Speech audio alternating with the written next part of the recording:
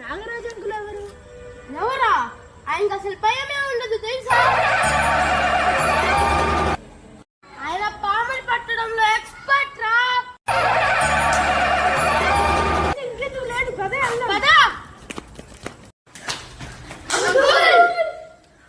ఏమైందిరా? పాము ఉంది. ఎక్కడ్రా?